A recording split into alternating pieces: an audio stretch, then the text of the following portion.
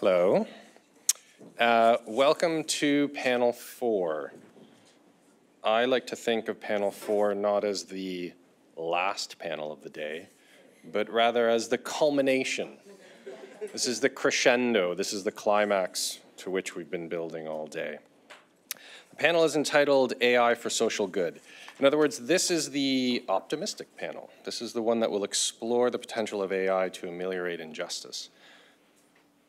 It is, to coin a term, the Yay AI panel, or to borrow from Katie Salagi from last night, the Yay panel. Our panelists have been allotted 15 minutes for their presentations. That 15 minutes will be rigorously enforced. At the conclusion of the presentations, we will allow some time for panelists to engage with each other, and then we'll open it to the floor to continue the conversation. To briefly introduce our panelists, rather than use their bios that are contained in the conference materials, I elected to read their Twitter bios. So, Brandy, postdoc at UC Berkeley, at Citrus News, at WEF Fellow, Senior Research Fellow at Women Girls Lead, hashtag AI for Good, and hashtag Tech for Good Advocate, Internet Governance, and ICT Policy Wonk. David Lepofsky, volunteer advocating for laws to ensure equality for people with disabilities, chair, Accessibility for Ontarians with Disabilities, ACT Alliance, retweets do not equal endorsements. Judah, professor and director, Inclusive Design Research Center at OCAD University, hashtag inclusive design, hashtag accessibility, hashtag open education. Maura Grossman does not have a Twitter account. However, she has not escaped the gaze of Twitter. And so when I searched her name on Twitter, this tweet came up. And to understand this tweet, you'll have to know that TAR is an acronym for Technology Assisted Review in the context of e-discovery for litigation. So this is the tweet, quote, Maura R. Grossman, the rock star of TAR. I'm delighted that she has moved to the Great White North. I endorse the sentiment. Retweet. Guy Seidman. Now, I will note here that I'm quoting. Quote, trapped in my own desperation to overcome time and find enough of it. End quote. That tweet was, or his most recent tweet was December 6, 2012, indicating that whoever is running that account has learned a lesson that the way to conquer time is to stay off of Twitter. So I commend both Maura and Guy for doing that. I was very recently advised that that @Guy Seidman account is not actually run by this Guy Seidman, much to my chagrin. I will turn matters over now to Brandy, who will start off our presentations. Is there a clicker? Clicker, yes.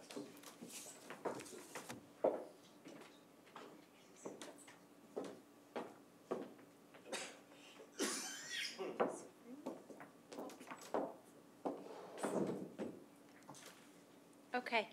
So again, I'm Brandy Noneke. I'm a postdoc at Citrus, the Bonato Institute, headquartered at UC Berkeley. We're a pretty unique center in that we were established by the governor of California in 2001, and we're one of 4 of these institutes for science innovation to promote technology development and then to see how we can apply those technologies outside of academia and to solve some of society's most pressing challenges. So our panel is the silver lining of the day. How can we apply AI for social good? And I've titled mine an AI plus human love story, but in all relationships, it's complicated, and the dreaded words, we need to talk. So currently, I want to see what you guys, some of your ideas. How much of the world's population do you think currently lives in cities? Just yell it out. What percentage of the world's population? Close, 50%. By the year 2050, how many? What will be the percentage? Close, 70%. Okay, so our cities are going to have this huge influx of population.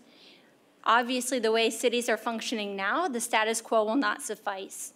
I'm sure all of us in the room can think back of when we go to the Department of Motor Vehicles and what nice hell on earth that is. Can you imagine what it will be like in the future if we do not incorporate technology to make our public services more efficient?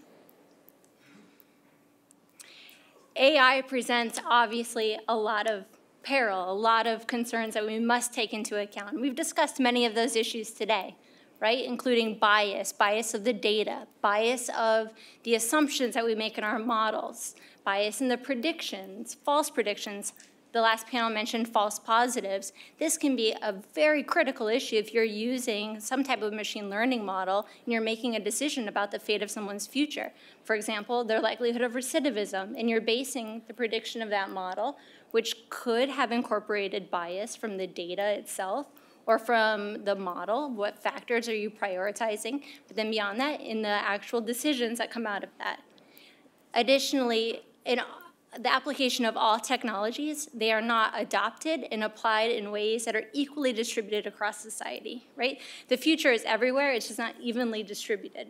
In the future and the impacts of technology. And those who have been disproportionately impacted in the past will continue to be disproportionately impacted in the future unless we take into account these biases and consider that in the design and application of AI-enabled tools. But AI offers a lot of promise, right? It can allow us to become more efficient in our decision-making, enable us to see beyond the data, unstructured data, to start to see emerging trends and apply that for more informed decision-making, which can make us more effective. And also, there is potential to apply AI in ways that promotes equity, inclusiveness, fairness. When decisions are being made by individuals, they can come with implicit or explicit bias. And AI holds great promise to help us mitigate that bias, perhaps by first identifying biases that have occurred in the past. We can now see trends. For example, maybe a judge over time has been more likely to give harder sentencing to certain types of individuals over others. Well, you can use machine learning tools to be able to identify those trends and then correct for them. So there's really three parts of AI, machine learning models. There's first the data.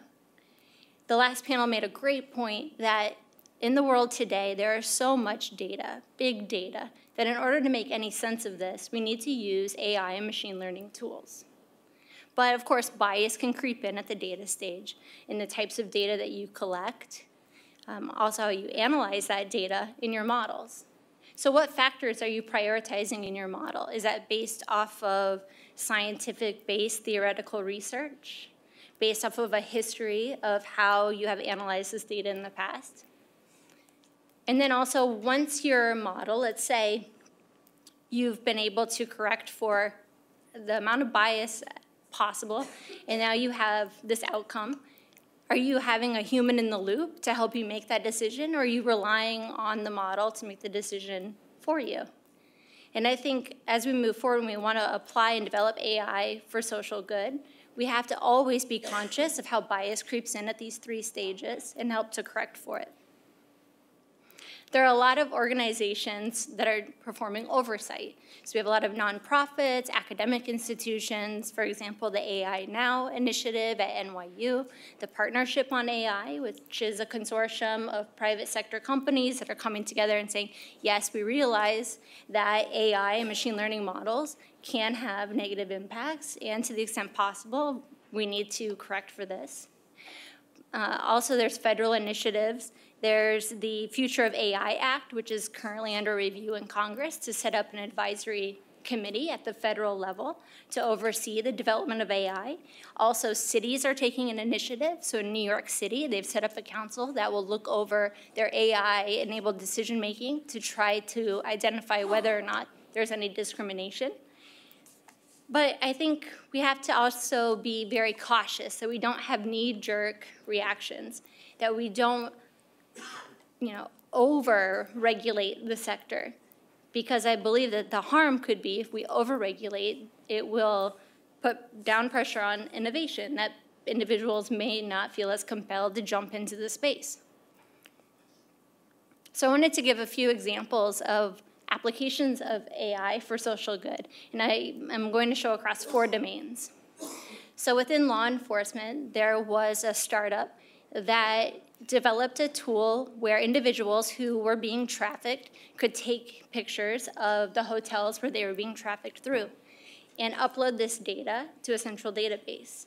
And the machine learning model was able to identify the locations of these hotels and be able to show the movement of people. So now the police officers could intervene and go to hot spots of human trafficking. Also, I think that we have to be cautious that AI tends to be applied first in ways that can harm those who are already marginalized in society.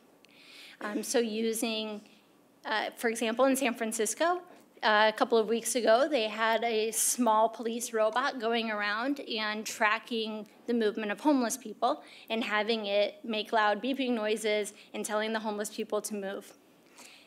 And obviously that didn't go over very well. The homeless people destroyed the robots, and the city of San Francisco obviously needs to rethink their tactics on dealing with homelessness. But we need to first, as entities that are deploying AI to make society more safe, think how can we apply this inwardly in our own work? And so one example is in police misconduct. So most police officers in the United States have body cams.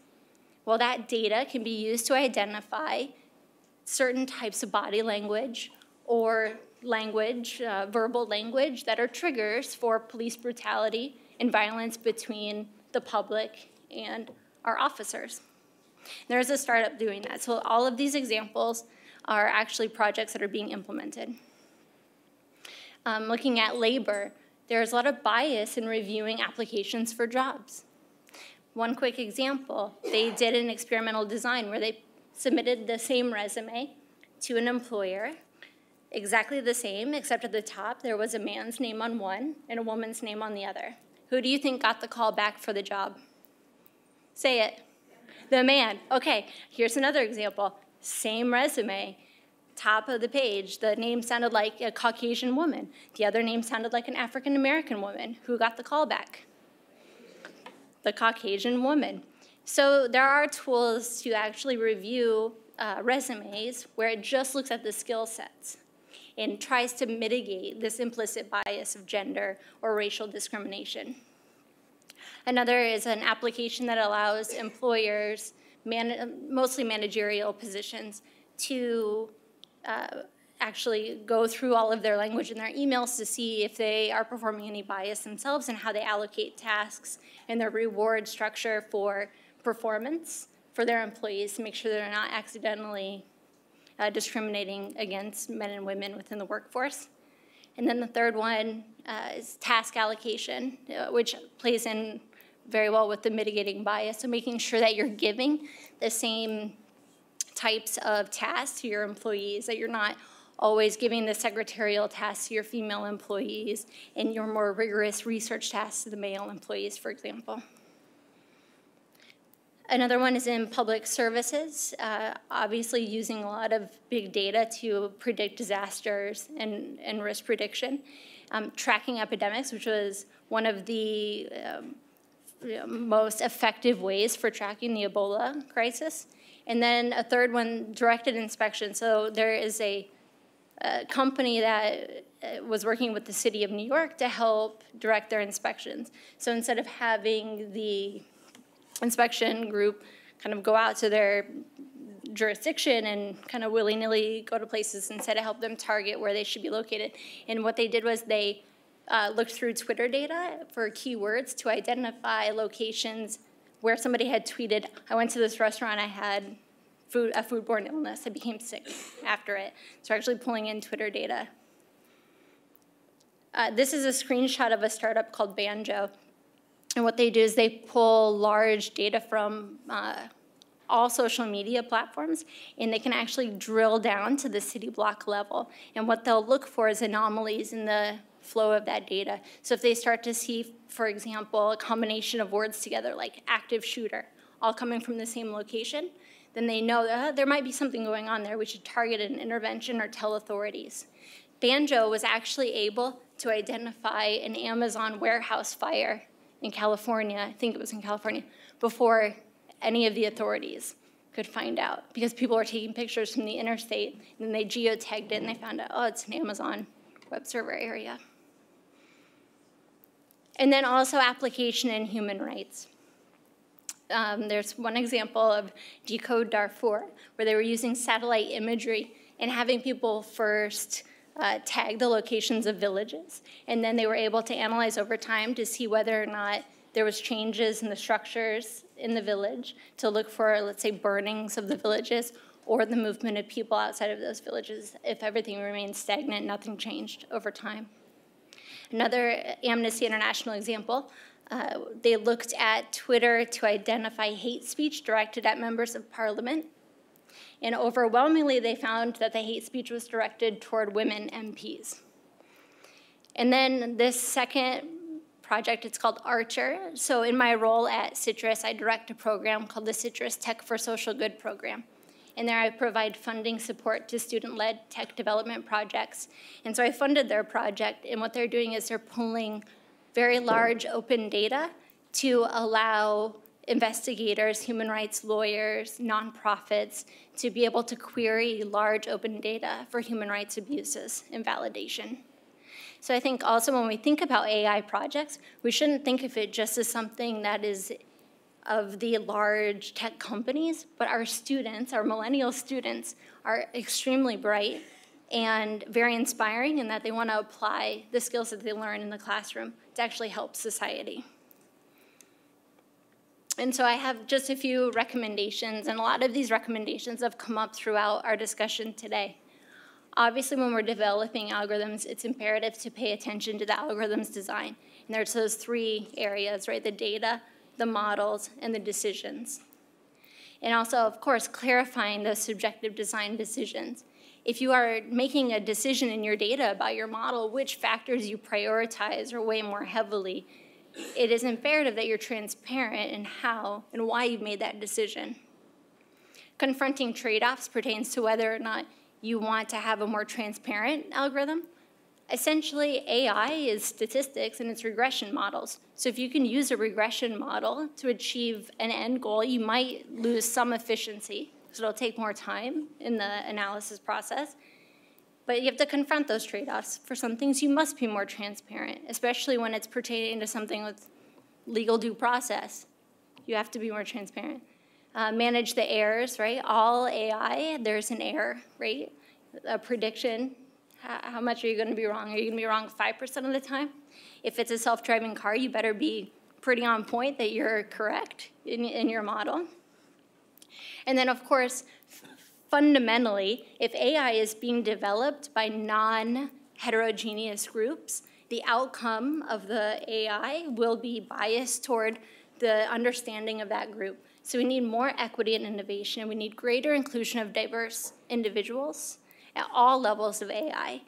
And also I want to have a caution here that AI and the development of AI is not just within the purview of technical people. It requires interdisciplinary teams of social scientists, legal scholars, engineers, humanities, art and design, all coming together. I'll end with that. Thank you.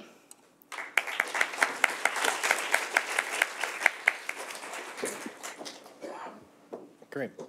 Thanks, Brandy. Up next is David Lepofsky, and David's presentation will begin with a video. Actually, David, not quite begin with. Oh, okay. I will cue them. Intro? I'm going to talk, and I will cue them. Utilities. Reg up. Reg up. Speech off. Oops. It's okay. I don't use it. Somebody else can manage it. Good afternoon, everyone. It's an honor to be part of this conference and overwhelming all the information we're all able to absorb here. From the perspective of people with disabilities, artificial intelligence can either be an amazing opportunity to create unprecedented new capacities for us, or it can be an incredible source for unprecedented new barriers against us. And I'm deeply worried that the latter is a real risk, unless we plan now to prevent it. Unless we actively decide now that we don't want that to happen and take proactive steps to prevent it, it's a real and material risk. I'm going to tell you why I'm so worried, and I'm going to offer you what we might do about it. My colleague Yuta, speaking after me, is going to take you further under the AI hood to reinforce how the problem can arise. Ultimately, I would be happiest if we could come up with artificial intelligence that doesn't try to mimic human intelligence. In that case, I think we'll do a whole lot better. Why do I say that? Well, people with disabilities find that we live in a world that is designed and operated on a fundamentally ridiculous basis. And that is, it's fundamentally designed on the basis that we're either not here, or if here, that we really don't want to or can't fully participate in it. We find that pretty much all of the world around us was presumptively designed on the assumption it was for people without disabilities. My understanding of this came clearest, though I've understood it for a long time, from a book called The End of Average by Todd Rose, where he explains how in the 19th century the idea of understanding the world, both in terms of science, product design, everything, was best done by computing averages about people, the average height, the average weight, the average intelligence, and so on, and then designing it to accommodate that average person. Of course, the problem is that average person either doesn't exist or is an absolutely tiny minority of all of us. We find this throughout the world we're in. It's the architecture of our world. And if it becomes the architecture of AI, we're just going to make things worse. Architecture? Let me take 2.5 minutes to give you an illustration of architecture.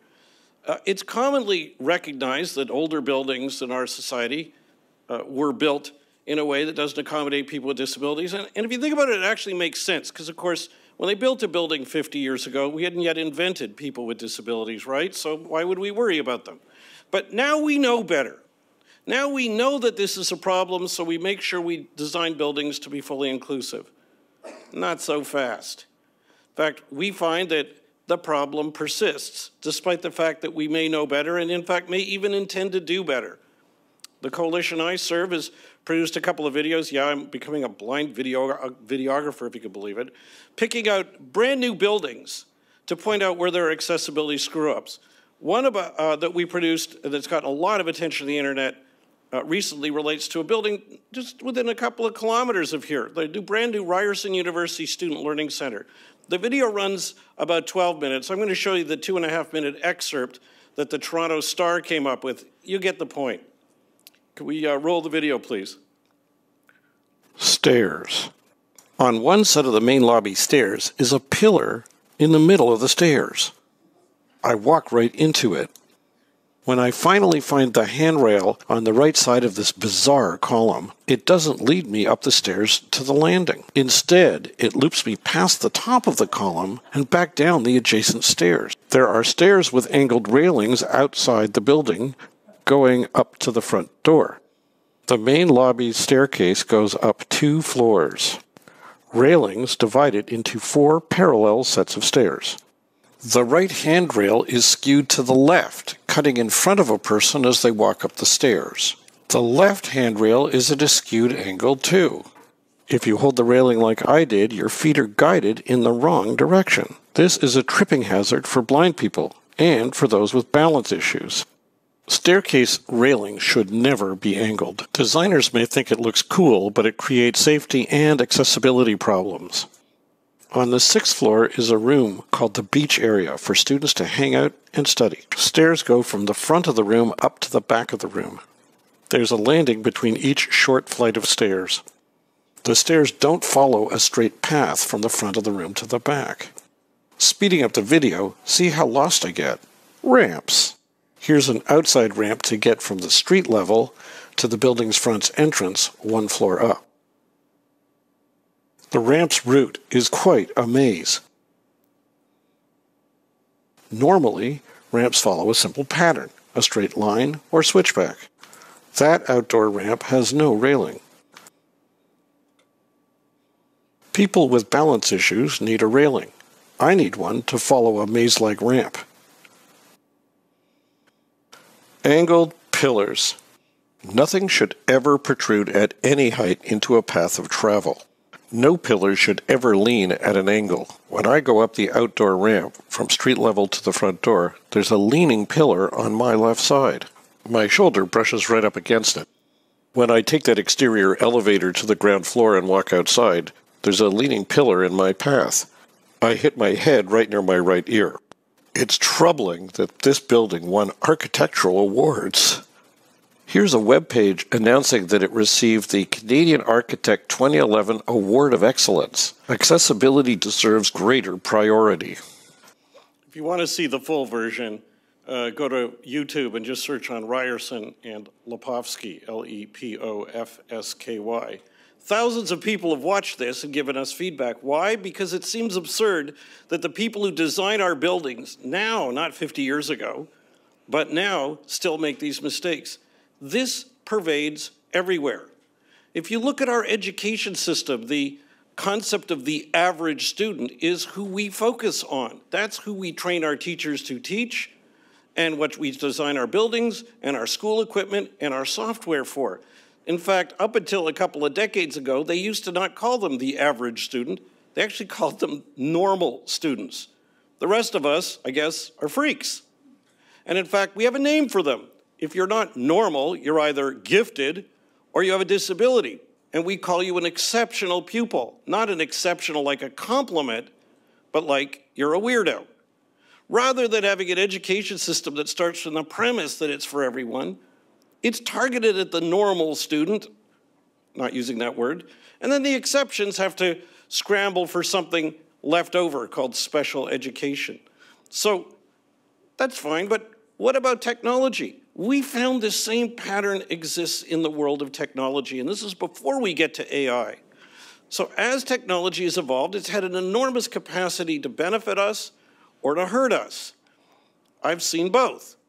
In fact, in my lifetime, because I lost my sight over 40 years ago, I've gone from being read to by human beings to being read to by my computer without ever needing human beings, and now by my phone, indeed.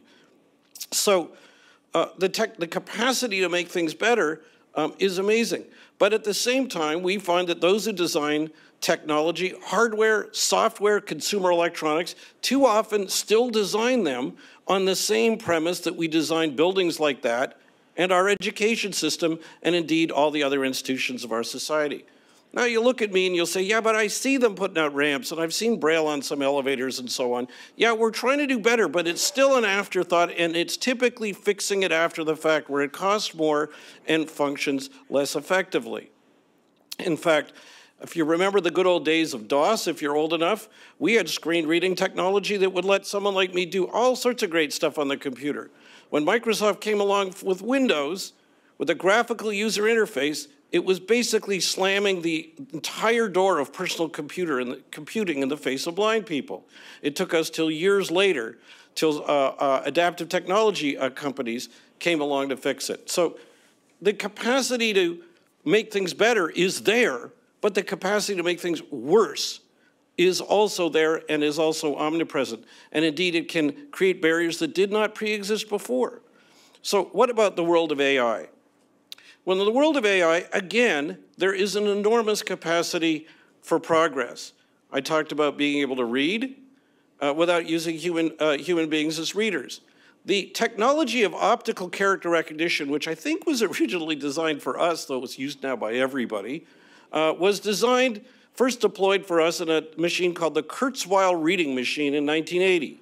That's the same Ray Kurzweil that everybody associates with being an amazing futurist and and fabulous in this area generally, AI and so on. It was the first time, sitting at a desk in 1980 or 81, I could plunk a book on something that looked like a scanner, push a button, and a minute later it started reading in a synthetic voice. That machine cost a tiny little $50,000 US in 1980 dollars. Well, where are we now? The same kind of technology is in my phone. And in fact, it is most recently available in an app. You can go download it. It's free from Microsoft. It's called, I love the name, Seeing AI. It's like a pun on Seeing Eye. And the Seeing AI app, free application of AI, has a series of functions. Take it home and give it a try. Hold it up to print, it starts reading it. Hold it up to a color, go to the color selector, tells you what color it is. Hold it up to a product, it scans for a barcode and tells you what the product is. Hold it up to a person, it'll look at some of you and tell me that you're 25 and blonde. You may be blonde, but actually you may be about 40. Okay, they got some learning to do. But it'll even identify currency, and they're adding new features to it all the time. So the capacity for progress is extraordinary. However, on the other side of the ledger, the possibility that the machines that are going to scan our resumes are going to tell an employer who to interview using assumptions about people that reflect the data set that comes from a world in which people with disabilities face horrendous rates of unemployment and horrendous barriers in access to the education system. Well, that is just a formula for failure, for us, for further exclusion. An exclusion that will be harder to identify because it'll take place hidden in an algorithm that we're not there to watch. We wouldn't even know what we were watching if we did. So what do we do about it? Well, drawing on ideas that I was sharing yesterday at the roundtable that was quite amazing. If you get access, if you weren't there and you get access to the notes, it was the ideas at the table were really fabulous. I really want to offer just a couple of suggestions. The first is that the road to progress, I believe, leads to the government. Provincial governments, federal governments need to include in an AI research funding strategy strong strings that embed in any grant affirmative obligations to ensure the effective inclusion of people with disabilities and other traditionally excluded groups in our society from their in the data sets. Strategies to ensure that the result of using the technology they innovate will not be to create new barriers against people with disabilities. Because after the fact, while theoretically we could litigate these under anti-discrimination legislation, who on earth can afford the expert to take apart the algorithm and prove where the problem lies? As a practical matter, it's just not a fair burden to lay on people with disabilities and others. The second thing we need to do is to include in our economic development strategies, in any funding strategy in this regard, separate money for doing innovation specifically in terms of this disability inclusion issue on the AI side. And of course, there could be counterparts for racialized communities and other disadvantaged groups in our society. In other words, if we look to the AI tech folks now, say, hey, make sure you leave us in, they may well go like, I don't know what to do. They're not experts in it. Of course, this is such a new field anyway. We need to create our own expertise in how to prevent these barriers. And the best way to do that is to have government fund the creation of that expertise, turning both to industry and to the academic community as the places where that creativity should be spawned. So in conclusion, and by the way, we've got a track record on this, and it's basically lousy. Governments have been great, federally and provincially, at trying to develop new sectors of our economy and providing seed money and so on. We have a provincial government that said they were going to embed accessibility and disability inclusion in its economic development strategy, but they didn't. And they made developing the IT sector an area where they wanted to make it a priority in an election 4 years ago, but we've come forward since and said, hey, and not just specifically referring to AI, but can you include disability inclusion in your IT strategy? This would not only help Canadians with disabilities, but give us access to a worldwide market, because there are 1 billion people with disabilities around the world, and others are going to want to buy that technology too. I regret we never got any effective results. So all I could say is I'm an optimist too. I'm an optimist because I know that we continue to fight at the provincial level, and because federally a new national accessibility law is supposed to be introduced for debate in Parliament within the next month or two, and we'll be there raising issues like this.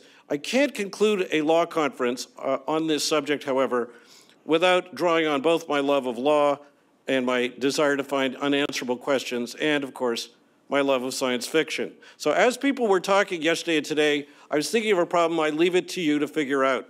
All the issues we're talking about. Who do we prosecute for HAL 9000's murder of Frank the astronaut? Is it HAL, only if we give him legal personality? Is it the software designers? What do we charge them with? They didn't intend murder? Is it just criminal negligence causing death in space? I leave the problem for you, and you can think about it, but you have to have an answer by March 8th. March 8th is the 50th anniversary of Star Trek, the original, the real Star Trek, going to air with the episode The Ultimate Computer, the episode that talked about trying to come up with a computer which through, they didn't use the words artificial intelligence, could replace a captain piloting a starship. Thank you all very much.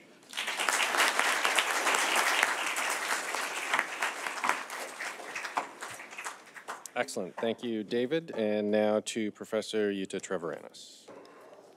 Thank you. And how do I follow up on that? I want to start with a story. I have a friend who repeatedly gets run over by automated vehicles.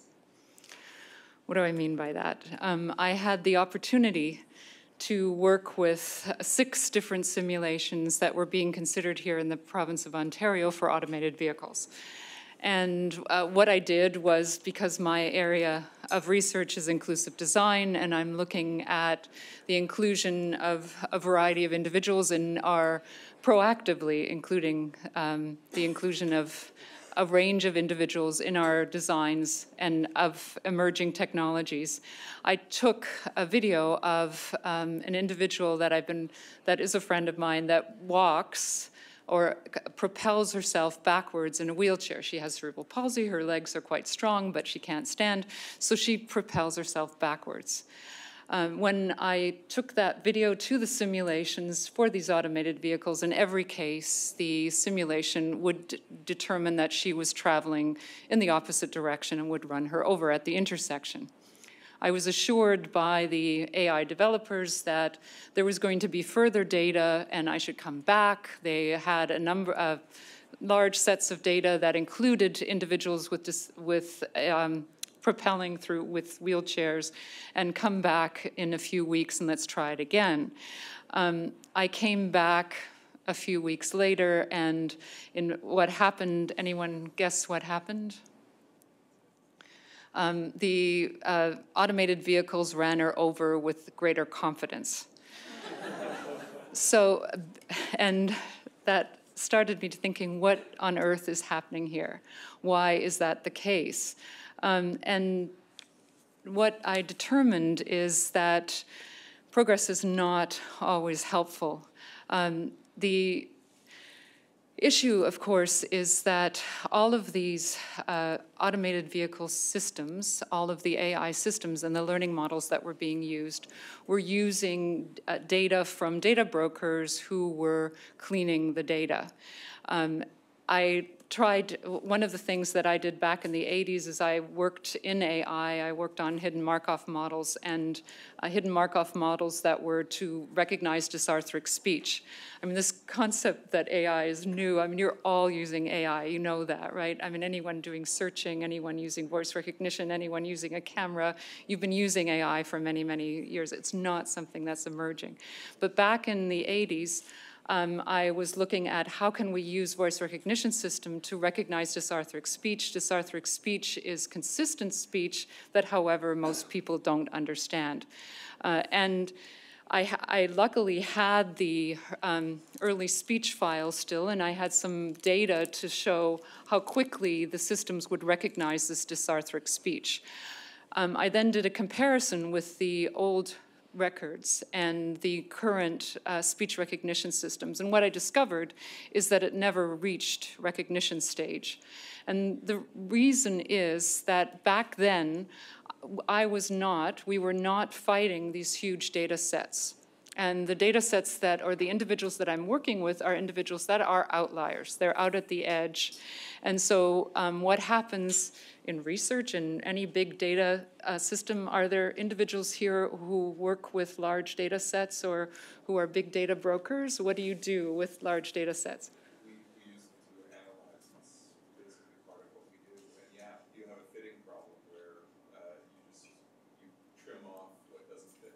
Right, exactly. So what's happening is, of course, we're cleaning and processing the data. We eliminate the outliers, we eliminate the noise. And that is efficient, it's effective, it gets you faster to inference if you can increase the signal-to-noise ratio, find the dominant patterns, then you more quickly have an AI engine that is making useful decisions. But of course, what is it doing to those outliers? So this then got me thinking about, well, what do we do with data? Where does this come from? Why are we doing this? How can we address this? And one of the things that it led me to is to think about what lies are we telling our machines, but also what lies have we been telling ourselves in terms of research and in terms of evidence and in terms of the construction of knowledge. The first myth, which David also alluded to, is this notion of a norm. People can be treated as a mass. Most people are represented by the notion of an average human. If necessary, categories based on single characteristics, whether it's identity groups or whatever, can be used to sort humans, which the danger of that becomes more and more apparent as we use AI. The other myth that we continue to propagate is that there is a winning approach. Reductionism is necessary and holds no appreciable risk is one of the things we think we must determine a best or winning approach, especially if we're looking at a commercial or a consumerist perspective. And the impact should be based, or should be measured based on the largest homogeneous numbers. We're still using large homogeneous numbers in all of our research, when in fact we have the capacity with, and I'll talk a little bit more, to do something different. And for whatever reason, we are still under the impression that data doesn't lie, that you can predict the future based on the past. All of our AI data modeling machine models are, or data models are based on past data. We think that machines are objective, and in fact, a lot of the reasons why AI has been sold in the HR, human resources field, is because there's this thought that machines are not going to be biased as humans are, that machines can be taught not to have that implicit bias against foreign names, etc. And we seem to be reliving the myth of mechanical objectivity, and anyone that is a science historian can probably tell you the background of that. When, with the emergence of the camera, there was this notion that, anyways, I won't go into it. As David mentioned, in fact, there is no average human. There is no, in fact, average us. This notion that there is, that we are consistent and constant, and that we have an average trait is also somewhat of a myth, and we are an evolving entity that changes given the goal, given the context, etc. We and all humans are jagged spectrum at every level. If I were to take everybody here and take the characteristics and your needs and preferences and plot them on a three-dimensional scatter plot, it would look something like this, an exploding star. Where there is a dense set of dots in the middle, and as you go out towards the periphery, they come farther and farther apart. What this tells us is that those outlying dots are very, very different. And so you're not going to have any weight with any of those dots. There will never be a large homogeneous number that helps to determine something or that gives something value or evidence. One of the things that we try to do to reach out into that periphery, into those dots at the margins, is we create clusters. So for example, when we talked about bias, one of the strategies is to identify protected groups and to compare the treatment of the middle group versus these protected groups. But one of the things you should note is whatever cluster we create, there will be individuals that fall through the cracks, and there will still be individuals stranded at the margins. So what are the actual things, what should we know, what myths should we stop telling ourselves? One is this notion that we can learn from the past, that we are going to create good predictive models from what has happened in the past. Well, anyone that has studied complex systems theory or what knows that the biggest disruptions are black swans. They're things that we couldn't have predicted, that would not have, we would never have arrived at from the data of the past. Innovation as well is found at the edges. We're eliminating all of those sources of innovation. That data that we're cleaning away is where the innovation happens. The other thing is, the scary thing with cybersecurity is cybersecurity that is fed this clean data from data brokers will identify anything at the edge as a threat. So if you recall the cybersecurity discussions, it's finding anomalies. Well, if you've never been part of a data set, and if you are out at that edge, you are going to be signaled disproportionately as a threat. There is a lot of work in understanding bias, and some of the previous speakers have talked about this. One of the issues, though, that even in this discussion or study of bias, those outlying dots are not, in fact, incorporated as yet. So even the bias issue is part of this popularity echo chamber where we're focusing more on the bias of large groups. The scariest part, or the thing that I'm finding the scariest, is evidence-based governance, and evidence-based governance based on this data. Most of you are from Canada. You've probably heard the call for science-based governance decisions and budgeting and things of that nature. Evidence-based governance at the moment implies that the government is going to fund and provide budget for the highest impact measures. That means the measures that are homogeneous, where there is the largest number of individuals that benefit from the same measure. Well, if you're an outlier and you are so diverse from each other, you are a very, very small minority, and what benefits you is not going to benefit very many other people. And so not only are you already, I mean, the vicious cycle continues and may be, in fact, amplified. And I know we're optimist. I'm getting to the optimist part, don't worry.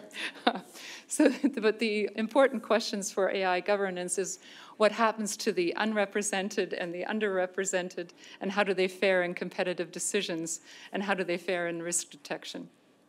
This is just another quick story. I was just at a rural automated vehicles conference, and the thing that I'm scared about in terms of categorization is that what they were saying there is we don't have to worry about private land. We only need to worry about public land. We can separate the data sets. There's two different groups dealing with data sets about automated vehicles. But the reason for those of you that can't see the picture, this is me on my swather when I was 12 years old. And I was using the machine on private property, but my dad decided that a farm equipment operator's license would allow, because it allowed you to go from one private property owned to another, he decided the co-op, which was the granary, was co-owned by him, so I had license to drive between those. I'm just using that as a story because what we're doing in the decision-making systems that we're creating, we're not thinking about the transitions. We're looking at who has jurisdiction and responsibility for different things, and we're only feeding them that data set, who takes care of that transition for automated vehicles, for urban planning, for the various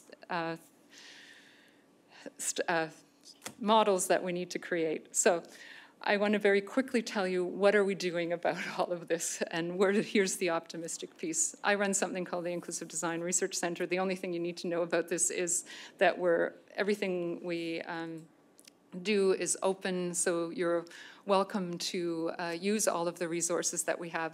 We have open source code, open access training as well. And inclusive design, we define it as recognizing diversity, one size fits one, and we certainly have the capacity with AI and with all of the technology that's emerging to do that, not to think of people as an average human, but to push it out to personalize for each individual in a way that the other piece of that we look at is in terms of privacy and in terms of data. We're trying to make people smart as well as machines smart. So the education domain, a lot of the adaptive learning systems rob the students of agency and self-determination and try to have the machines predict what, in fact, it is that they need to learn, but there has to be a way to reflect that to the students.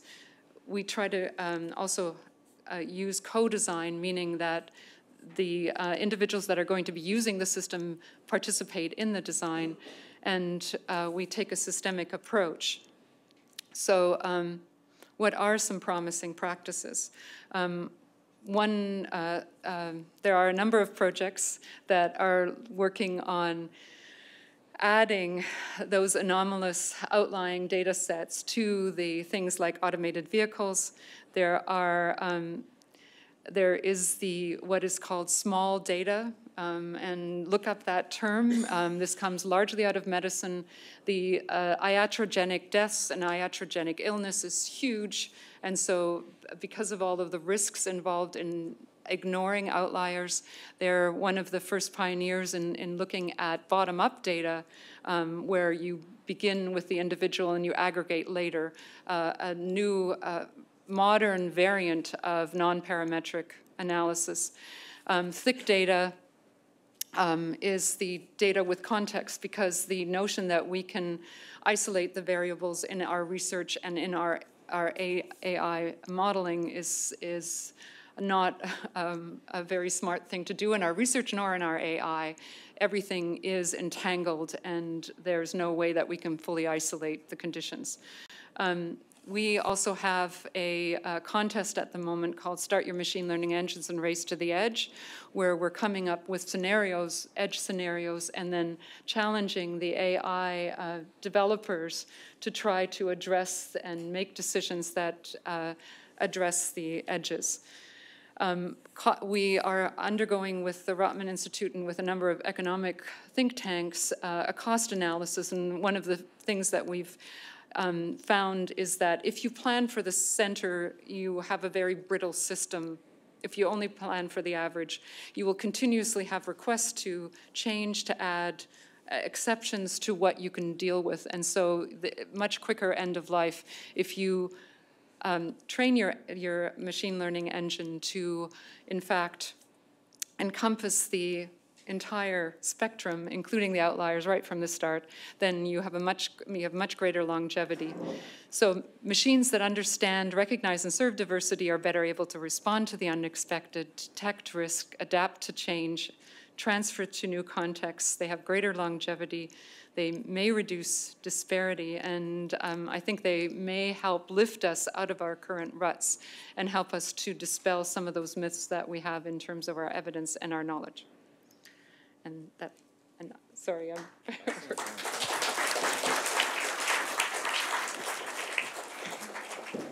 Wonderful, thanks, Yuda. Next up is Professor Guy Seidman.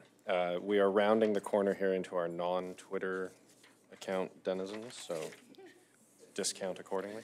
Fake Twitter. Okay, this is a very, very tough act to follow. How do I move the...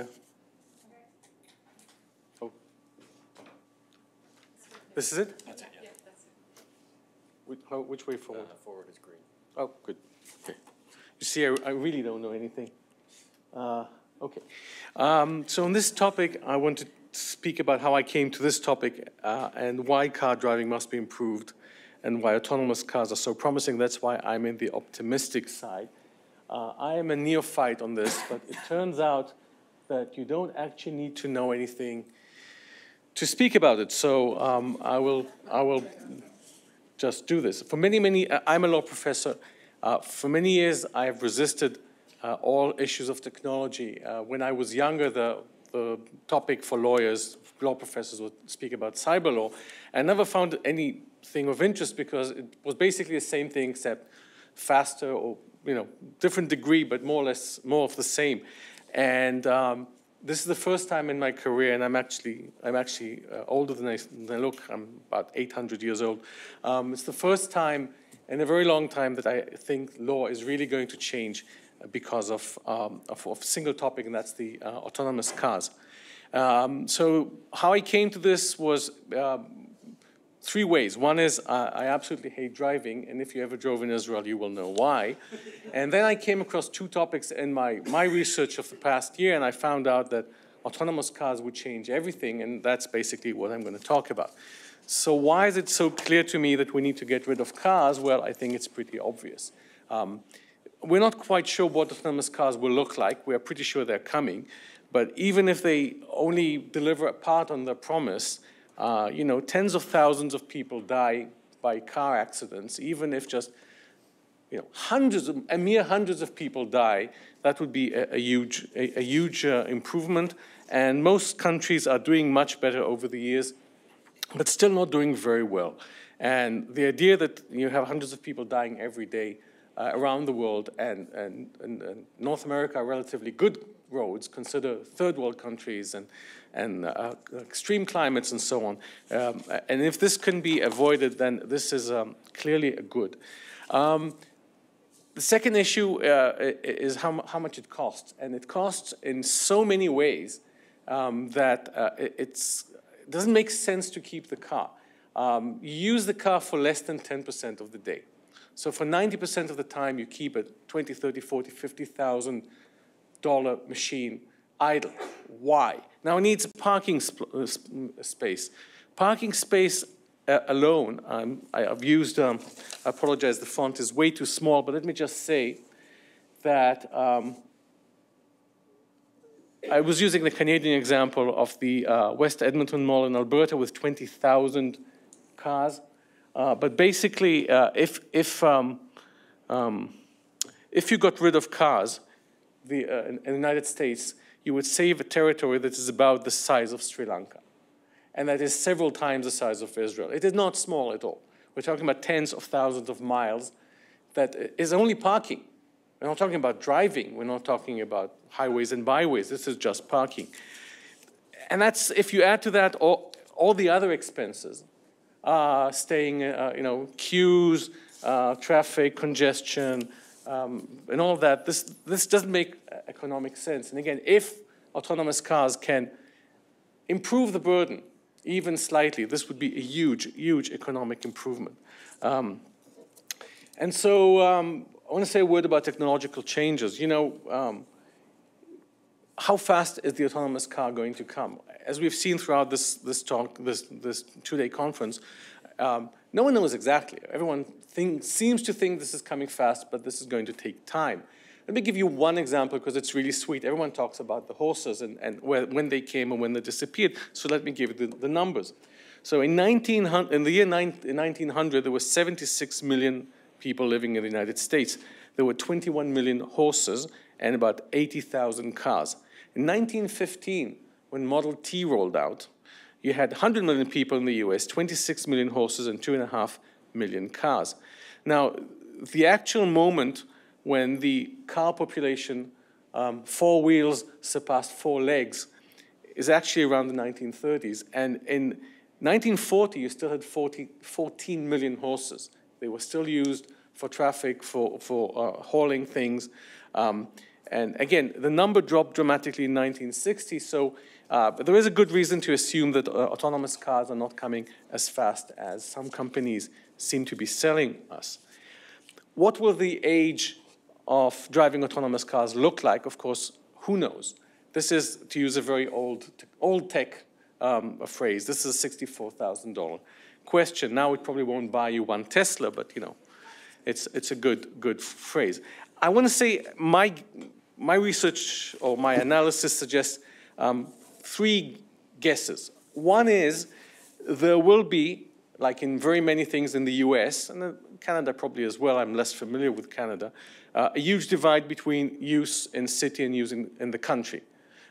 It's clear that autonomous cars will be much more available, much more readily available, much more cost efficient in reducing congestion in cities.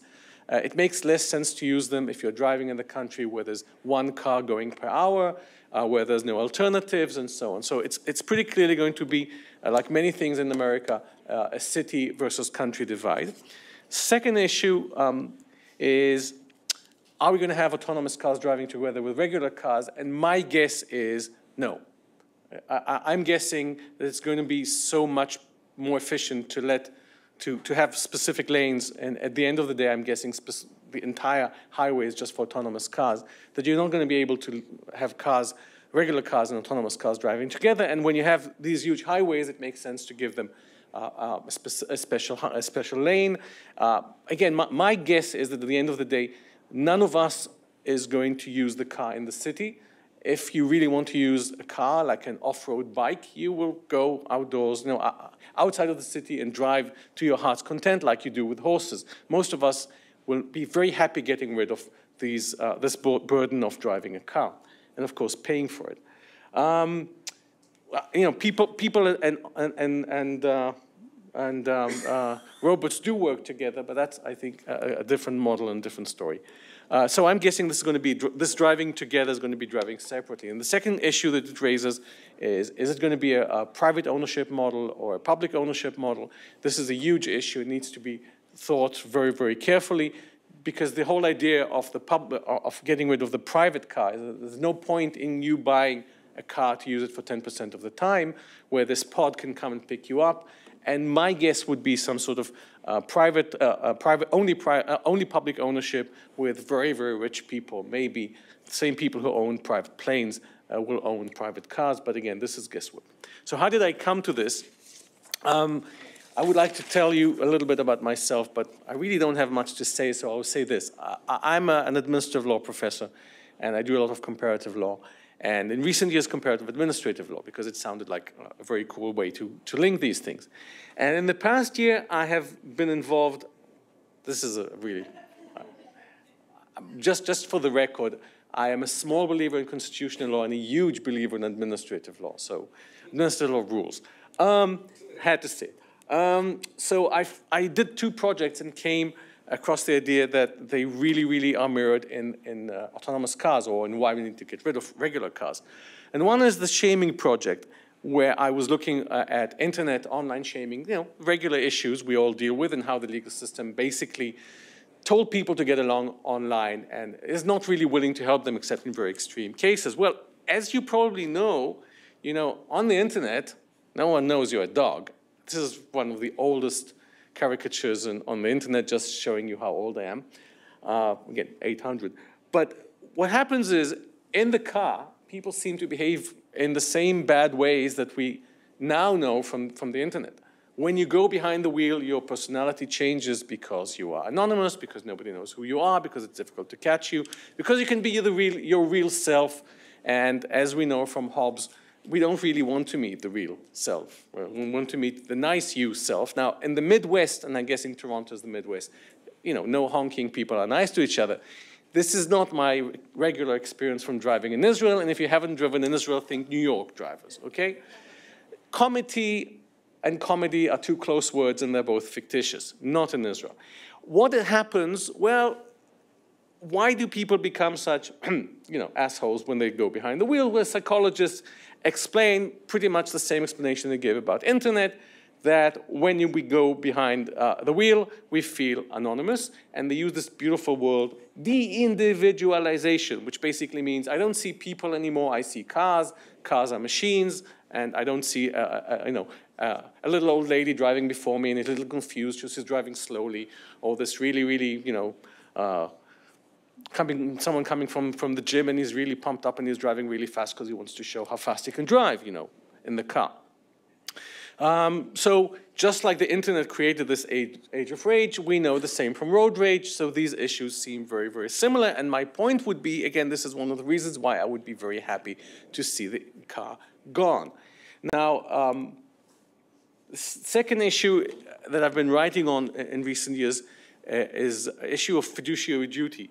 Basically, a lot of what we do in administrative law is asking how we want government or public officials, people we entrust with powers, to employ their discretion. Jesus, okay, I'll do it faster. And what I realized is, when people go on the road, we expect them to be a reasonable person, but we know that there is no reasonable person. There's no one size fits all. And criminal law talks about the unreasonable person and people who are risky behavior and so on. But the truth is, no one is really very reasonable. It doesn't really work this way. And I found this from a Dutch psychologist who basically says, because I don't have the time, we each bring ourselves to the road. We bring the total us, our individuality. And let me say, not only do we bring ourselves, we bring a behemoth of, on average in America, 4,000 pounds, 2 tons of a car with 150 horsepower. We're entrusted to the hands of almost everyone, and we say, drive. This is the strongest machine any one of us will ever have access to in a normal life, unless you're like fighter pilots. By the way, it's about the weight of the hippopotamus. Psychologists rank the people's behavior, psychological profiles on the road along this to 7 typologies. And the way I would deal with this is say, look, the reasonable person doesn't really exist. You have the people who are overly safe and people who are dangerous, okay? People who drive too fast, who are angry, who are anxious, who are hysterical, who don't notice what's happening, who apply makeup, apologize, or just really, really want to get fast home, and the people who drive too slowly. And both of them are sort of risky behaviors, and they employ their discretion. And so the speed at which I will get home depends on their discretion. And most of us don't want to depend on other people's discretion because it tends to irritate us, whether they're too fast or too slow. So usually we talk about being stuck in traffic, but this is actually not what I'm talking about. Because when we're stuck in traffic, you can only drive forwards, You can't really do much. What I'm talking about is not when people stay in line. As long as the line is orderly, everyone moves ahead. I'm talking about the situation where people drive, and then, some people drive too slowly, some people drive too fast, they cut across, they don't blink, all these things. They make discretionary decisions with 2 tons of machines, very fast machines, very dangerous. I would really be happy without those people in my life. So part 3, and that's the last part, is why I will actually be sorry to see us get rid of the car, or if you want to see the less happy side. The truth is, there's something very nice and egalitarian about the fact that we're all stuck in traffic. It doesn't matter if you have a Lamborghini or a Ferrari. Most of us are just stuck in traffic like everyone else. I have lots of funny examples. Let me give you my quickest and most favorite one. Kim Kardashian. That's when she just started dating her current husband. Well, they went into a really expensive Lamborghini and got stuck in traffic for 2 hours. Just sat there in traffic, okay? So you can be super rich, and you can have, when you see, this, I watch this for scientific purposes. When you watch Keeping Up with the Kardashians, you will notice when they go into shops or restaurants, there is no other human being besides them. They're rich enough to empty, to have it all to themselves, but not the road. Okay, you need to be the president of the United States to be off the road. Now, beautiful story. Chris Christie, 3 days after he lost the election, he tried to get into the VIP section in Newark, and a police officer sends him to B terminal with the rest of nobodies. And so this is, okay, 1 minute.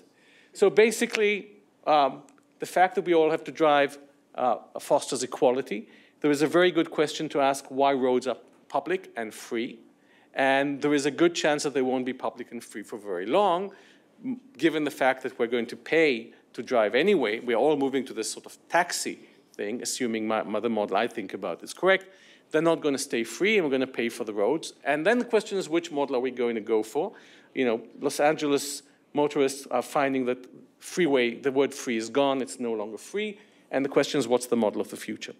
Last 2 words, enter Elon Musk, who is going to save us from everything. So 2 things. One is, So the model of the tunnel he's borrowing currently to show us how it's going to be done beneath ground happens to go from his house to his office.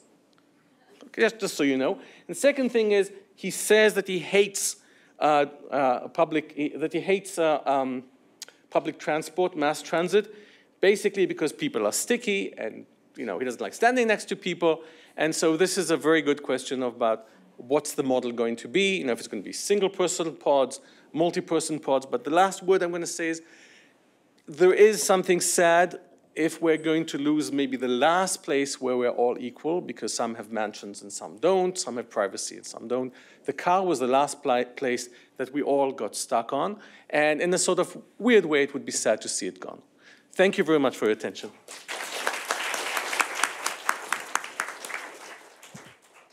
Great. Thank you, Guy.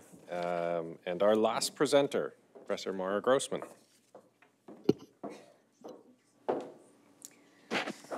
So one of the benefits of going last is you get to take in everything that everybody else has said, all this sort of brilliance, and hope that nobody shows a slide that you plan to show or said something that you were going to say, but I think I'm okay here.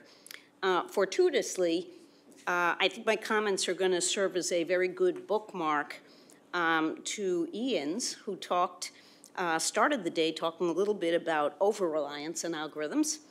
And I'm going to talk about under-reliance on algorithms and my concern that we're not going to get the benefits of algorithms because it's hard to get people to rely on them. So I'd like to start with a personal story of my own journey from clinical psychologist to lawyer to AI. And so I started out as a clinical psychologist, and I had a research background. And I can tell you over beer or wine how I ended up becoming a lawyer, and I ended up at a Uber corporate firm in New York. And I was practicing litigation, and we were dealing with massive data sets, millions and millions of documents. We were working on things like the World Trade Center litigation. And I was tasked with solving the following problem. We have 50 million documents. We have 5 lawyers to go through them. How are we going to solve this problem? My firm was not big on outsourcing or sending things out to contract lawyers. So people said, work on this and solve this problem. So it occurred to me, technology is the problem. Technology needs to be the answer. So I started to go to computer science kinds of programs and started to learn about machine learning and all kinds of things like that. And I was at a conference, and one of the top spam gurus in the world, Gordon Cormack, was there, and the light bulb went off. Spam, ham, relevant, not relevant, privileged, not privileged. And I went up to him and I said, would you like to play electronic discovery with me? And he, being an academic, did not have access to real data. I had more data than I knew what to do with. So it was a marriage made in heaven, almost quite literally. So I went back to my firm and I started to talk about, let's use machine learning to deal with these data sets. Of course, this was about 2006, 2007, and people thought I had an opioid problem. So I decided, having done research as a psychologist, I'll do a study. I'll do a study and I'll pit the algorithms versus the lawyers, and I'll show people that the algorithms can do this task better. And then, of course, everybody's logical. They'll start using the algorithms. So Gordon and I took 896,000 documents that were part of the Enron data set that was released in the course of that litigation, and we took third-year law students who had volunteered their time pro bono, and we took contract attorneys who volunteered their time, and then we took some of these machine learning, supervised machine learning algorithms, and we put them back to back on 5 requests for production, and we said, find all of the documents that relate to these topics, and then we looked at who did better. And guess what? The algorithms won. They found as many, if not more, documents than the lawyers did. They made far fewer errors, and you could have a human would look at 2% of the document collection and could find more documents by training an algorithm just based on that 2% than a human lawyer looking at 100% of the documents. So that's a game-changing, that's 50 times the efficiency. That's not a small amount of efficiency. So our study, we put our study out, and it's been cited in cases in the US and the UK and Australia and all over the place, Ireland. And so I thought, oh boy, my firm and everybody else is going to bring me a balloon bouquet. And I'm waiting. It's 2017. It's a long time. I still haven't gotten my balloon bouquet, but I've been called the most dangerous lawyer in the US. Do I look like a dangerous lawyer? And I've been named by the ABA as a legal rebel, and lots of other things. So fast forward to 2017, and you would think everybody's using these algorithms, right? Because this just improves access to justice, and I mean, it's world-changing for criminals to be able to get a good defense because they can go through a whole data set and find the exculpatory evidence and all kinds of stuff, but not so easy. I didn't take into account the elephant in the room, which was that this was going to impact the bottom line of an awful lot of people who had made tremendous amounts of money from document review. So I want to talk a little bit today about algorithm aversion and incentives and how we get some of the doctors to use these tools that they are terrified are going to replace them, or lawyers and other people, and there are tremendous benefits from many of these technologies and these algorithms, but people are terrified of them for lots of the reasons we talked about today. So I want to talk a little bit about some really interesting research that was done by three gentlemen. I believe they were at the University of Pennsylvania in the Wharton School. They're no longer there, but they were when they did this study. So here's how the study works, in essence. They have multiple conditions, but this is the paradigm. So they have the subjects come in, and they say, we're going to give you files of applicants for MBA, and we want you to look at the file, and we want you to predict who is going to do really well in the MBA program and go on and get this high-paid business job. And they say, oh, by the way, we have an algorithm that also is going to generate a prediction. So you can predict. We'll also show you the algorithm and how it does. So the first 10 or 15 or 20 examples they do, they predict, and then they see the algorithm prediction. And the algorithm just beats their pants off. I mean, just crushes them. I mean, anywhere between 13% and 97% better than their predictions.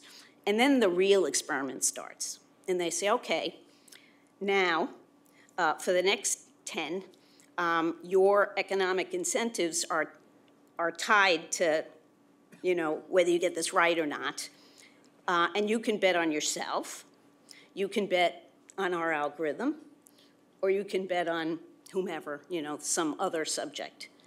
And the people bet on themselves. They've watched the algorithm beat them up to 97% of the time, and they still stick with themselves. And they've done this experiment over and over and over and get the same results. And it was the same thing I experienced. Here I've done this peer-reviewed study. I've done multiple studies at this point. They've been published, they've been cited, but you can't get people to use the algorithms. They still, they just won't do it. So to talk a little bit about what Guy talked about, if I asked most of you whether you'd prefer to take a ride to the airport after the conference with me or a Google car, most of you would prefer to take the car ride with me. That would be really stupid. I lived in Manhattan my whole life in New York. I drive once every 25, 30 years. This thing has millions of miles under its belt. You would be much safer in that thing. But this is what we think about when we think of it. So we remember the error, the one error. We tend to hold these algorithms to much higher standard than we would. I mean, we talked a lot today about transparency and all kinds of things, but lots of people, we can't explain exactly how they've made decisions. They maybe can back into some reasoning, but they're not necessarily any more logical, but we're more comfortable with that. We don't forgive errors in algorithms, and we don't believe they can learn for some reason, even though we all talked today about one of the scarier things about algorithms is that they can learn. So that's something to think about. And if we want people to use, we don't want people to overuse algorithm and overtrust them when they shouldn't, but they should use them when it's logical. Like, you know, when people say to me, I could never use one of these algorithms to do document review, it's too risky, and then I'll say, do you get on an airplane? And they say, of course I get on an airplane.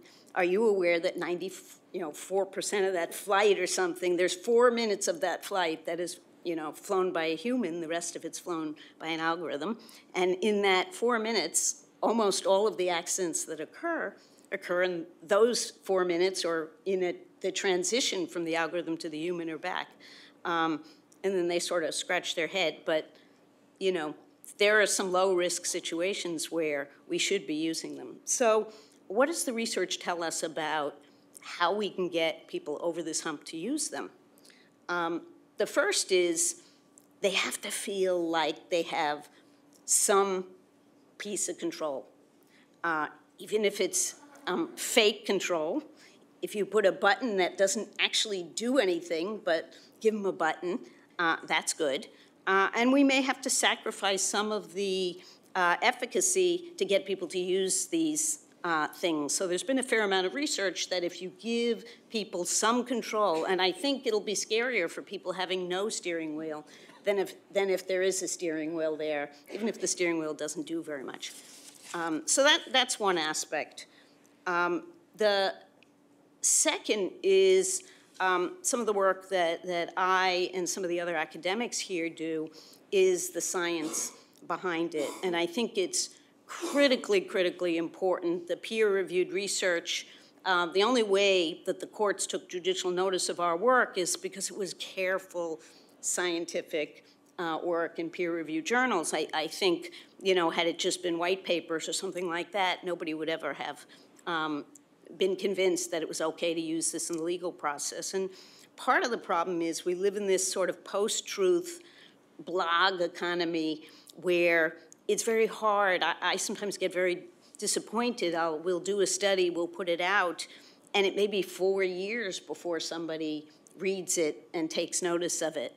But we really do, so that sort of discourages the scholarship, but we can't avoid the scholarship. I think ultimately that's what convinces people, the same way we moved from bloodletting and leechings eventually to modern medicine was the studies that showed, geez, if you actually washed your hands, people didn't get sick, stuff like that. So we really need people to take the time to do the careful research. We need the funding of the research. I think that convinces people in the long run. And I think the short game is looking at some of the psychological and social and economic incentives. Who are the winners and losers in this game of AI? Who's getting the benefits? Are the same people, we talked about, who gives the data versus who hoards the data, and the people who hoard the data its power. So we have to look at who suffers from the false positives and the false negatives.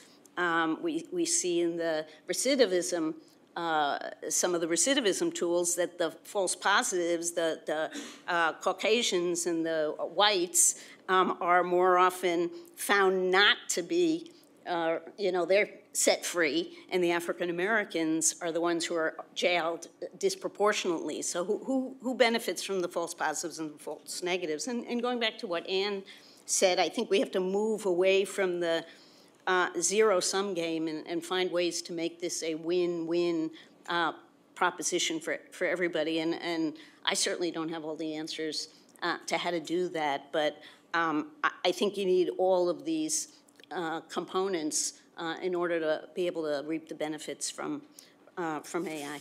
So thank you very much for your attention.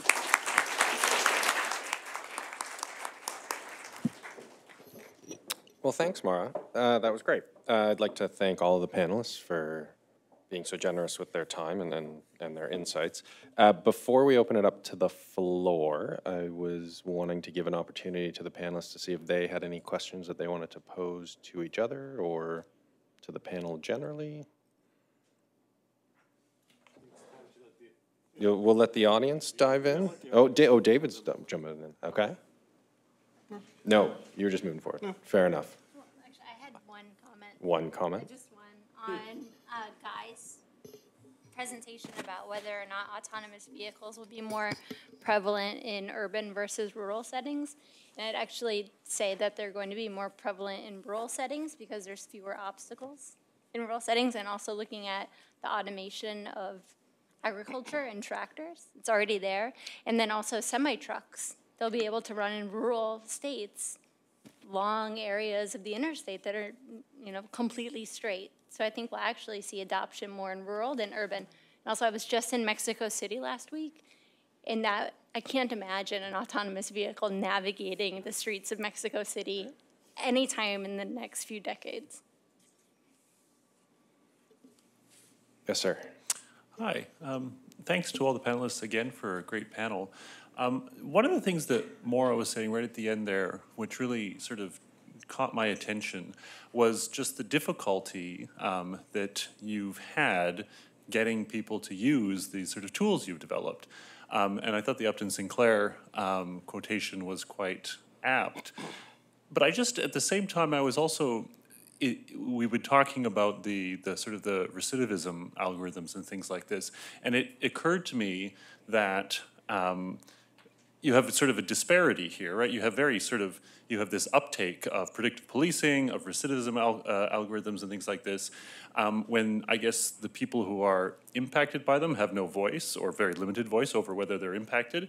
And then you have these people in powerful positions who are like, oh, I might lose my job, so we're not going to really push that forward. And it reminded me of something that was in Cathy O'Neill's book, Weapons of Math Destruction, where she talks about how the problem with algorithms is that they tend to get used on people who are marginalized and don't have very much power, and whereas the people who do have power still insist on this like personalized sort of approach. And I'm just wondering, can you maybe talk a little bit about that in the context of what you were saying and how you want us to use algorithms more because in certain circumstances because they can be beneficial. How does that intersect with sort of power imbalances and that sort of preference for personalization? I think that's your observation is very astute. Actually, really good observation. I think for the professionals, the incentives do have to change. They're not going to give up power and be replaced. I mean, I think that's where the regulation and the market both have to take action. I think for people who don't have a voice, it has to be regulation. I'm actually shocked that nobody seems to have a problem with these recidivism algorithms. And at least in the US, if you and I were in civil litigation, I wouldn't be able to say my algorithm's proprietary, sorry. But here, when these algorithms have been challenged, the courts have ruled that they're proprietary and they don't have to be made public. So I think in those areas, you probably do need heavier regulation. And I think in some of the other areas, frankly, until the clients insist on it and say we're not paying for this stuff anymore, or patients, insist on it. So maybe the market will work better there, but I'm not sure it can be totally market forces.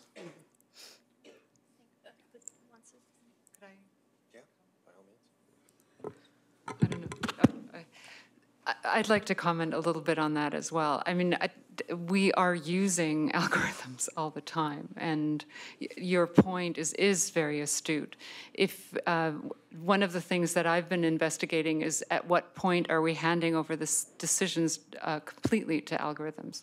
So you may not know, but if you bank, if you apply for insurance, if you apply for a loan, if you're looking for a competitive job and there are, say, 1,000 applications, if you're applying to a university, they're all algorithms that are making the decisions of who's going to get the 10 interviews, who is going to be considered for admission into a competitive program, whether you are actually loan worthy, whether you're credit worthy. And so I think one of the issues is we don't seem to be cognizant of all of the places where machines are making these decisions. And before we've handed over that responsibility to machines without really considering the flaws that happen to be in them. There is definitely a disparity here, but it's not just affecting individuals, it's not just recidivism, it's happening all over the place. And I think since we're here in a legal context, it would be really interesting to start to look at how can we regulate and ensure that it doesn't continuously automate that disparity and automate that all of the discrimination and stereotypes of the past.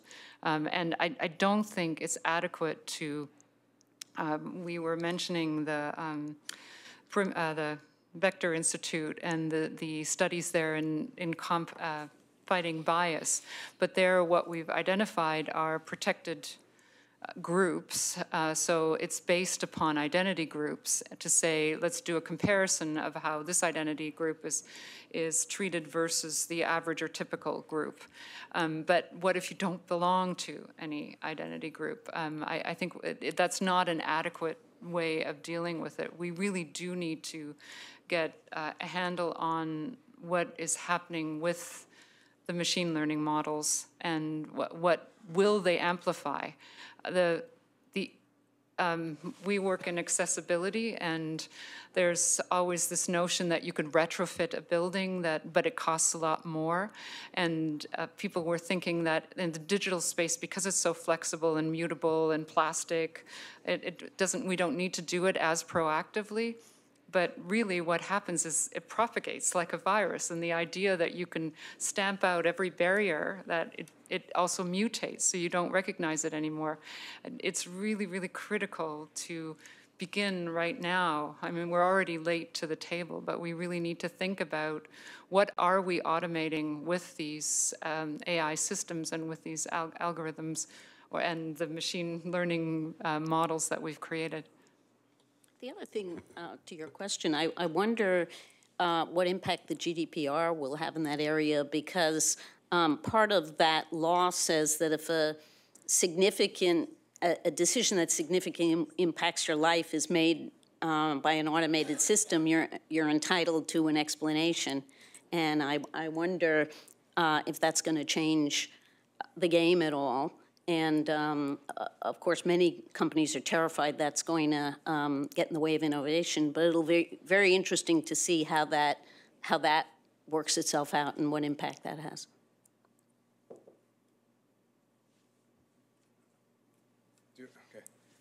Okay, this one doesn't really fit in for the whole panel, but I'm going to ask it because there's no lineup of questions.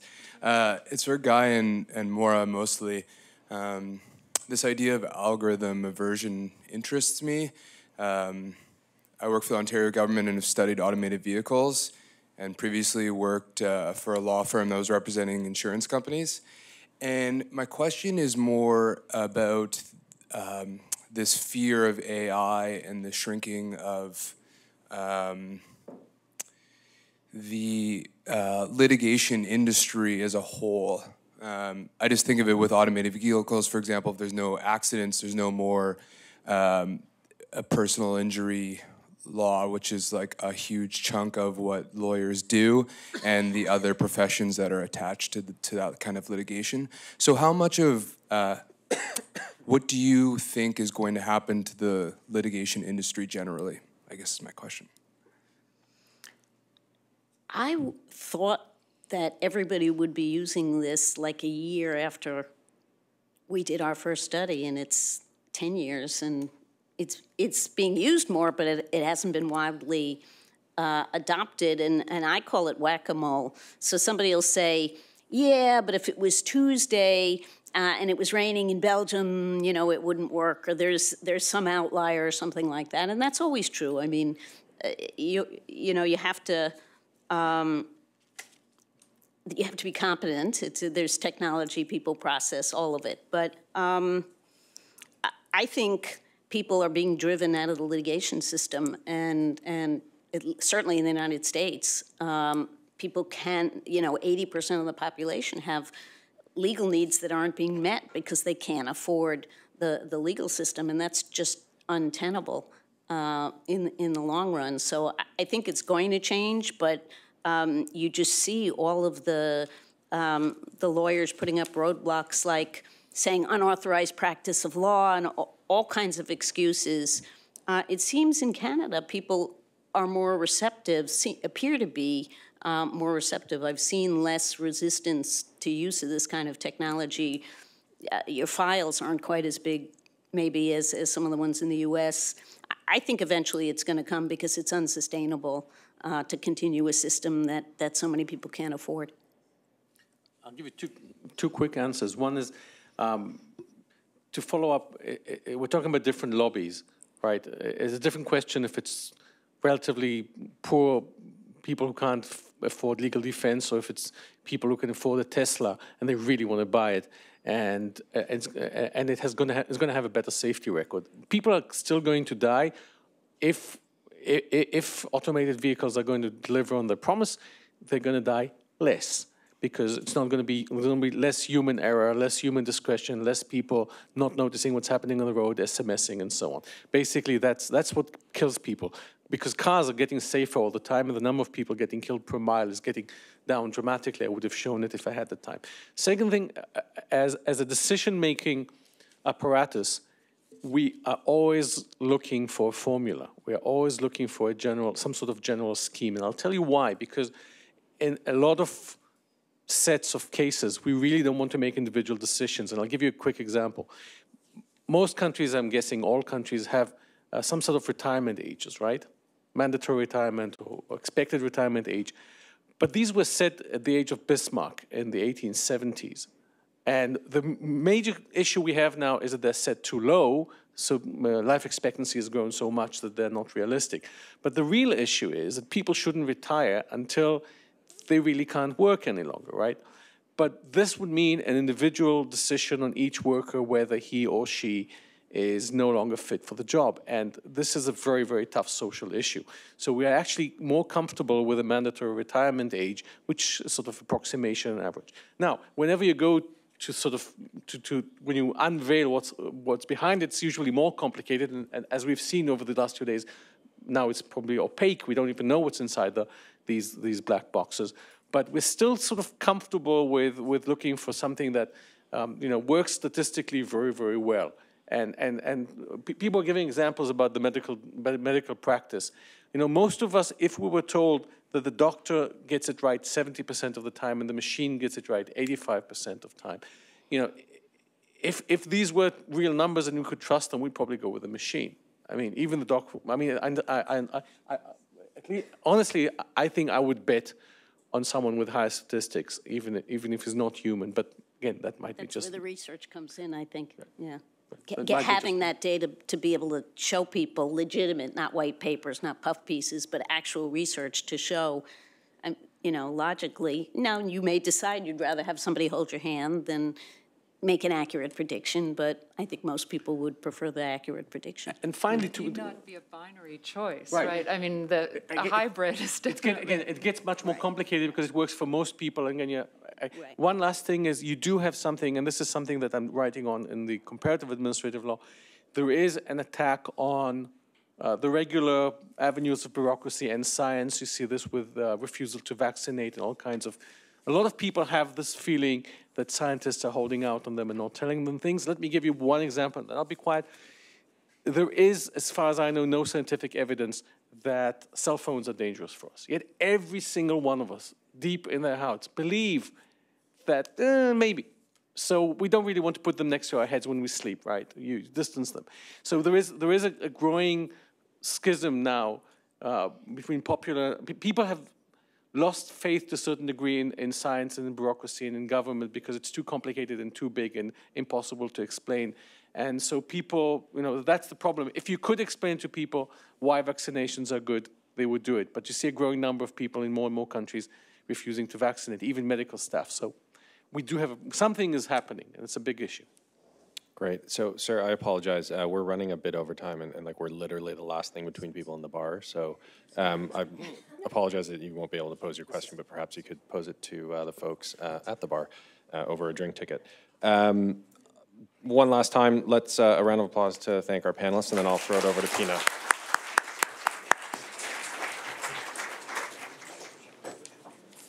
All right, it's almost a wrap. I just really want to thank all of you for coming on this journey with us. Really, it is a journey, a roadmap for AI governance in Canada. And to me, I think what I've come away with is really that it comes down to education. It begins and it continues with education. And at root, the educational system is really there to eradicate the societal power imbalances. And that's something really that at IP Osgoode we've taken to heart from the very beginning, since I mentioned 2008. And so we've really tried to be inclusive in all the voices that we've had here today. And I think that really should be the mindset in terms of how we approach governance in AI. For it not to be co-opted by any one interest, because we see that the perils of that is just too dangerous. We talked about overarching issues of data parity, who has access to that data, and that's in the digital space in this esoteric environment, but what about the bricks and mortars? And I think it was very compelling when David Lepofsky talked about his account in terms of how the very architectures that we're designing are really not sensitive to people with disabilities. So I think we need to do better, and I'm glad that we started this conversation. I hope you've all enjoyed it, and the journey continues. And for that, I really am very grateful to the speakers and moderators. So a very big round of applause to them, because they were really the true experts.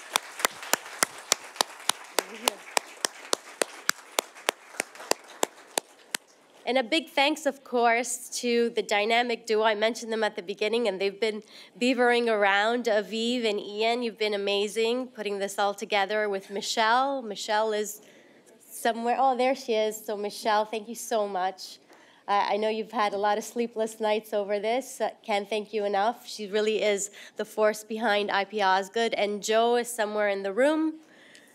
Thanks, there you go, Joe, thank you so much. And to really everyone who's helped out, I want to really single out some of the students. So I mentioned that the conversation continues. There's going to be blogs on the IP Osgoode site.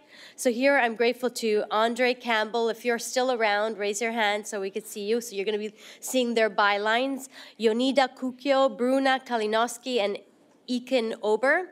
So you'll see their blogs on the site. And on the site, there are opportunities, and we welcome comments by you, right? So once you read something, you can comment about it, and we'll be glad to post it. As well, today was recorded. Those materials will be uploaded on the site, along with any other of the slides that were available. So all of that will be democratized and uploaded on our IP Osgoode site.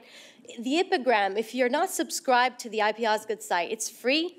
I encourage you, because that's where you'll see all the new things that are going on and the events that are going on. March 6th, we have Professor Paul Goldstein, who's coming from Stanford, and he'll be speaking on copyright. So that's just to itemize one of the many events that are coming up. Now, just some quick housekeeping matters. Some of you may be looking for a certificate of attendance for your CPD hours. If that's the case, Michelle is the go-to person. And along with that, the next picked stop is the cocktail hour, right? We're on this journey, and now we're gonna go for cocktails. For that, you have to look in your, if you've probably already seen them, they're little tickets that you have. So keep those handy for drinks. And if you don't have any, please come and speak to us because we'll be happy to furnish you with some. Okay, so thank you so much and look forward to seeing you at our next event.